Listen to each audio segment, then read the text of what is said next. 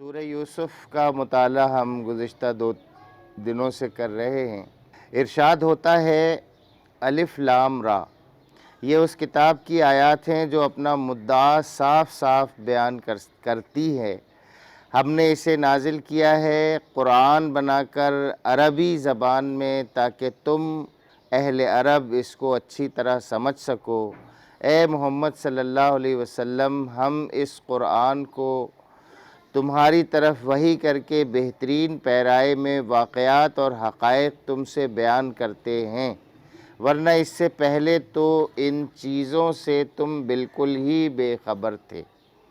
یہاں تک کل ہم تفصیل سے بات کر چکے ہیں۔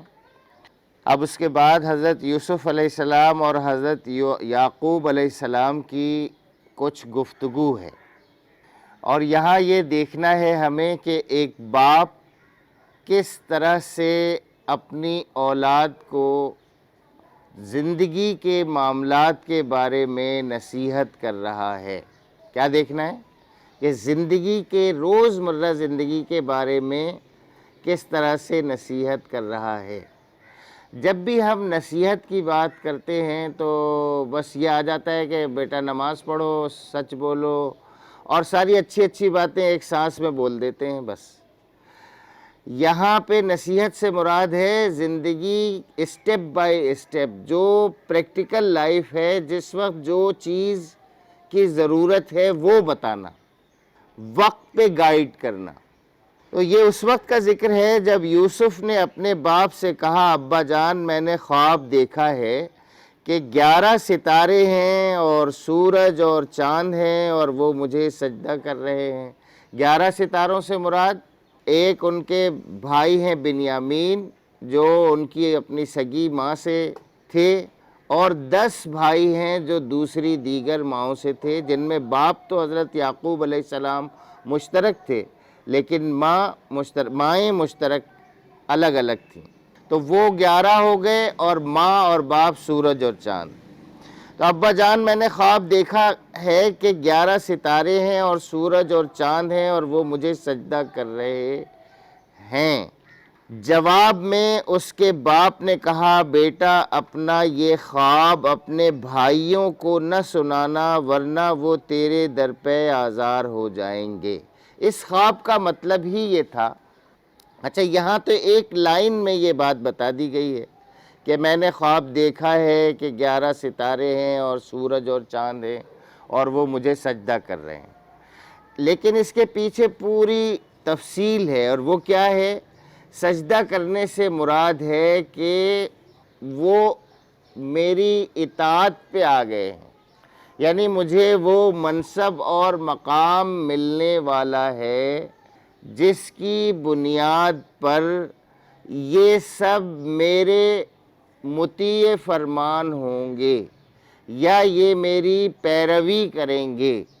اچھا، اب حضرت یعقوب علیہ السلام کو اگر آپ دیکھیں تو وہ پیغمبر ہیں، ان کو کس چیز نے معزز کیا ہوا ہے؟ وہ کیا ہے؟ ان کے پاس پیغمبری ہے۔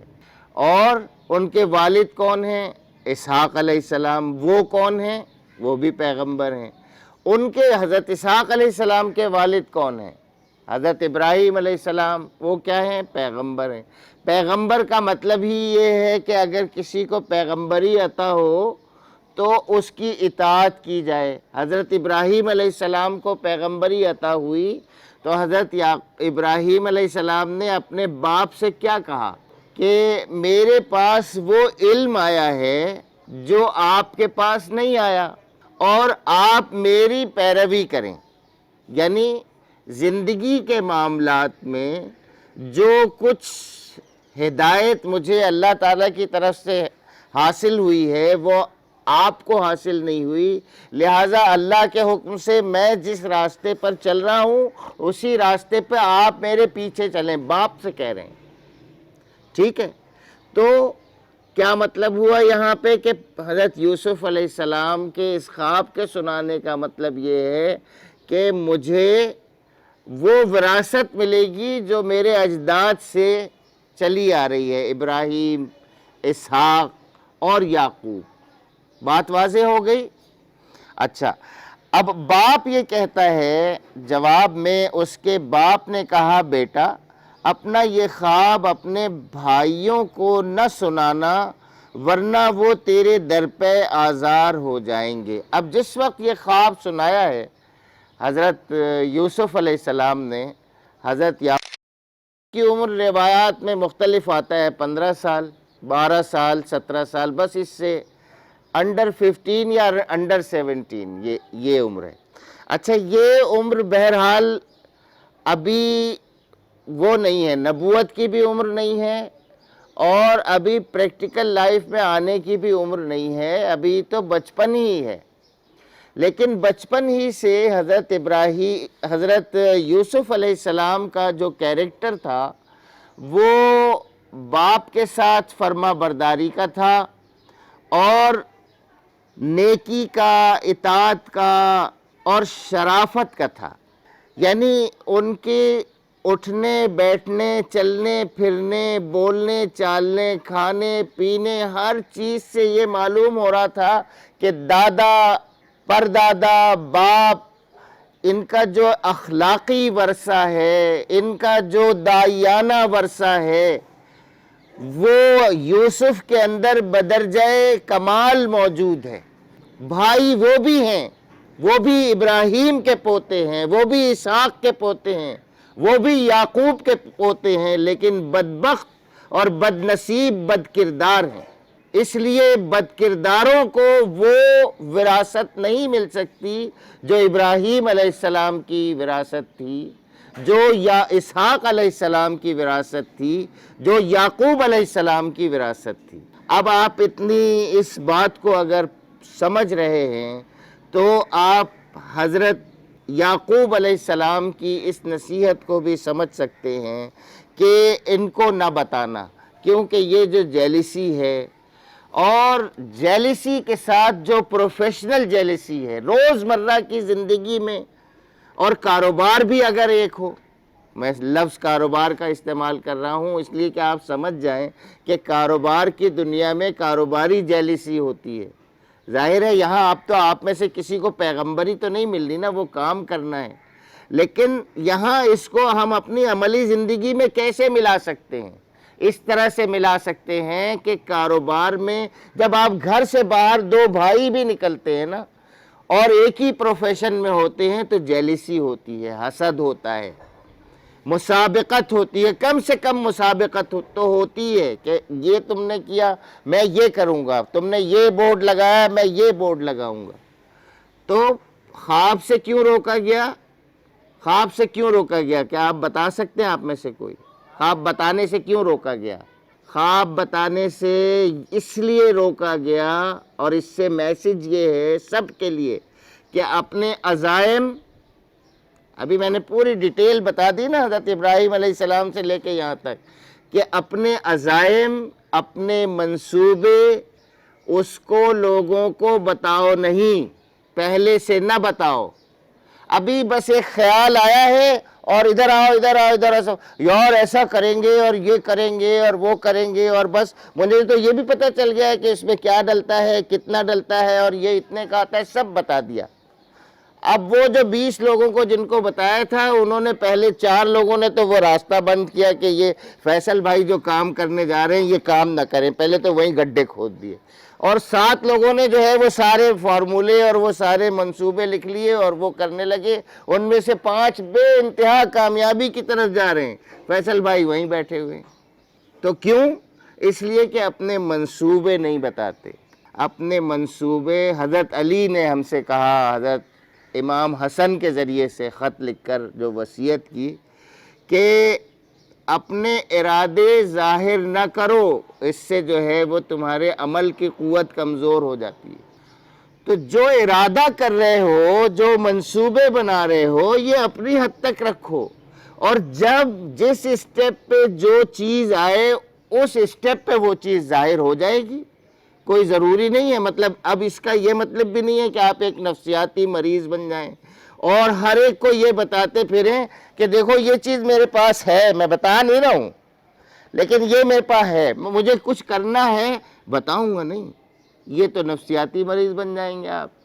آپ کو سیدھی سیدھی بات یہ سمجھنی ہے اس سارے قصے سے، جو آغاز میں ہی آپ کو سیکھنا ہے، وہ یہ کہ اپنے عزائم، مستقبل کے عزائم اور منصوبے اور ارادے یہ چھپا کے رکھتے ہیں، یہ بتاتے نہیں ہیں، کیونکہ یہ بتاتے ہیں تو جیلسی شروع ہو جاتی ہے، رکاوٹیں آنا شروع ہو جاتی ہیں، یہاں تک کہ بھائی بھائی کو قتل کر سکتا ہے، بھائی بھائی کو قتل کر دیتا ہے۔ تو انہوں نے کہا کہ اپنا یہ خواب اپنے بھائیوں کو نہ سنانا، ورنہ وہ تیرے در پہ آزار ہو جائیں گے۔ حقیقت یہ ہے کہ شیطان آدمی کا کھلا دشمن ہے۔ یہاں پہ بھی ایک بات بہت کلیئر کر دی حضرت یعقوب علیہ السلام نے کہ یہ جو 10 تمہارے بھائی ہیں، میں نے یہ تو کہہ دیا کہ یہ در پہ آزار ہو جائیں گے تمہارے، لیکن اس کا یہ کیوں ہو جائیں گے؟ اس لیے کہ شیطان دراصل تم دونوں کے بیچ میں آ جائے گا۔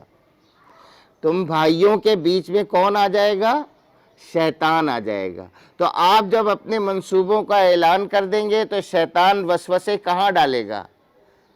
آپ کے بھائیوں کے دل میں ڈالے گا کہ دیکھو، یہ دیکھو، ہم 10 بھائی ہیں اور ہمیں تو ہمارے ابا پوچھتے نہیں ہیں، اور یوسف کو کتنا زبردست جو ہے وہ موقع دیتے ہیں، ان کو ہر موقع پر آگے آگے رکھتے ہیں، ان کو پروموٹ کرتے ہیں، ان کو یہ بھی سکھا دیتے ہیں، ان کو وہ بھی سکھا دیتے ہیں۔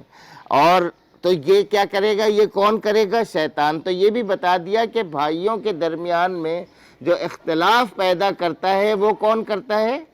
شیطان۔ وہ شیطان کرتا ہے۔ تو حقیقت یہ ہے کہ شیطان آدمی کا کھلا دشمن ہے، اور ایسا ہی ہوگا جیسا تو نے خواب دیکھا ہے۔ یہ باپ کا کام ہے حوصلہ افزائی کرنا۔ کیا ہے کام؟ اس کو آپ یہاں سے یہ نبوت والی اور اس چیز سے نکال دیجئے۔ ابھی یہاں تو ایک باپ نے سمجھیں کہ ایک بیٹے نے اپنے باپ کو اپنے مستقبل کی روشن منظر دکھایا ہے، تو اس میں یہ احتیاط اس نے بتائی کہ اس کو اناؤنس نہ کرنا وقت سے پہلے، اور یہ بھی سمجھ لینا کہ اس سارے اس میں دشمن شیطان ہوگا، اور پھر یہ بھی بتا دیا کہ تم کامیاب بھی ہوگے، حوصلہ افزائی بھی کر دی گئی۔ 3 چیزیں سامنے آتی ہیں، ایک نصیحت کہ یہ ابھی نہیں بتانا، دوسرے یہ کہ اپنے دشمن شیطان سے ہوشیار رہنا، اور تیسری بات یہ بتا دی کہ تم کو کامیابی ہوگی، تم نے جو منصوبہ بنایا ہے، تم نے جو ارادہ کیا ہے، تم نے جو خواب دیکھا ہے۔ یہاں خواب صرف وہ سونے کا خواب آپ نہ سمجھیں، جاگتے کا خواب۔ تم نے جو خواب دیکھا ہے وہ ضرور پورا ہوگا، اور تیرا رب تجھے اپنے کام کے لیے منتخب کرے گا۔ اب دیکھیے یہاں پہ بالکل واضح طور پر بتا دیا کہ نبوت کے لیے حضرت یوسف کو منتخب کیا جائے گا، اور تجھے باتوں کی تہ تک پہنچنا سکھائے گا، اور تیرے اوپر اور آل یعقوب پر اپنی نعمت اسی طرح پوری کرے گا جس طرح اس سے پہلے وہ تیرے بزرگوں ابراہیم اور اسحاق پر کر چکا ہے۔ تیرا رب بڑا علیم اور حکیم ہے۔ ابتدا کی گفتگو میں یہ ساری بات، سارا پس منظر میں آپ کے سامنے رکھ چکا ہوں، جو یہاں پہ ابھی آ چکا ہے۔ تو آپ یہ دیکھیں کہ حضرت ابراہیم علیہ السلام، حضرت اسحاق علیہ السلام اور حضرت یعقوب علیہ السلام نبی ہیں، اور اب حضرت یوسف علیہ السلام کو نبوت ملنے والی ہے۔ حضرت یعقوب علیہ السلام ان کو کیا نصیحت کرتے ہیں، اور اپنے بھائیوں کے بارے میں، تعلقات کے بارے میں اگر کوئی انہیں آگے کی کوئی مشکل ہے یا آگے کی کوئی پریڈکشن ہے، تو اس میں اس کو بھی سامنے رکھتے ہیں کہ شیطان تمہارا کھلا دشمن ہے، اور یہ حوصلہ افزائی بھی کرتے ہیں کہ تم نے جو خواب دیکھا ہے، تمہارا جو خیال ہے، اللہ تبارک و تعالیٰ اسے پورا کرے گا، ضرور پورا کرے گا۔ گویا حوصلہ افزائی بھی ہے، راہ کی مشکلات سے آگاہی بھی ہے، راہ کے دشمنوں کی شناخت بھی ہے۔ 3 موٹی موٹی چیزیں ہیں کہ کون سی غلطیاں نہیں کرنی ہیں، راستے میں دشمن کون کون ہے، اور وہ کیسا ہے اس کی بھی وضاحت۔ شیطان کے بارے میں ایک پیغمبر سے زیادہ اپنے بیٹے کو کون بتا سکتا ہے۔ پھر اس کے بعد یہ بھی بتا دیا کہ تجھے کامیابی بھی ہوگی، اس خواب کو اللہ تعالیٰ پورا کرے گا، یعنی حوصلہ افزائی بھی۔ تو اگر ایک باپ کو کے سامنے اس کا بیٹا آئے تو اسے کیا کرنا چاہیے؟ اس کے مشن کے حوالے سے اس کو ہدایت دینی چاہیے کہ یہ غلطیاں نہ کرنا، اپنے دشمن کو پہچاننا اور اس سے بچ کے رہنا، اور حوصلہ افزائی کرنا۔ یہ تین چیزیں ایک باپ کے لیے ہمیں یہاں سے ضروری طور پر جو ہے وہ ملتی ہیں حضرت یوسف علیہ السلام کے اس کیس میں۔ باقی کا قصہ انشاءاللہ ہم کل پڑھیں گے۔ وآخر دعوانا ان الحمدللہ رب العالمین۔ جزاک اللہ خیر۔